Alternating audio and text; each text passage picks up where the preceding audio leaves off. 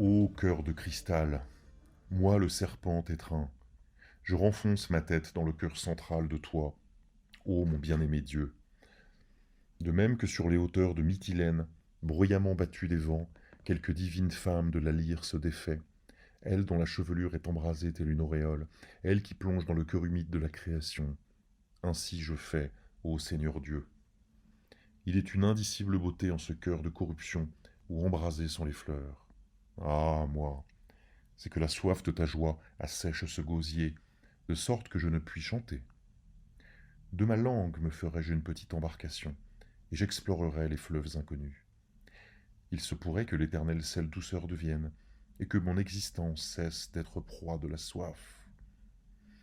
Ô vous qui buvez de la saumure de votre désir, vous êtes proche de la folie.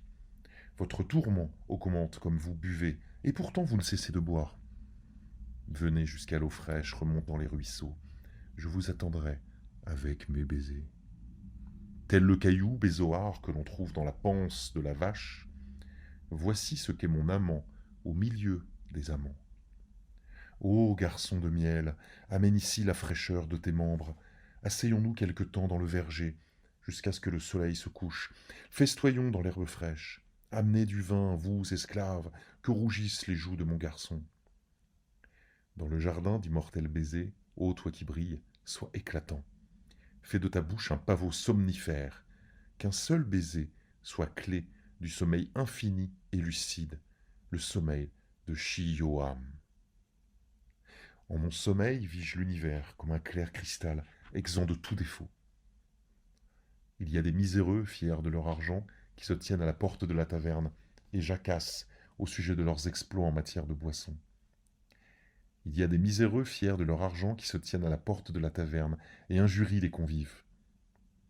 Les convives folâtrent dans le jardin, sur des couches de nacre, le tapage des seaux ne parvient point jusqu'à eux. Seul le tavernier craint que la faveur du roi ne lui soit retirée. Ainsi parlait le magistère V à son dieu Adonai, comme ils jouaient ensemble à la lumière des étoiles, au-dessus et tout contre la noire et profonde mare qui se trouve dans le lieu saint de la sainte demeure, au-dessous de l'autel du plus saint. Mais Adonai rit et joua de manière plus langoureuse encore. Le scribe en prit alors note et en fut heureux. Mais Adonai ne craignit aucunement le magicien et son jeu, car c'est Adonai qui avait enseigné au magicien tous ses tours.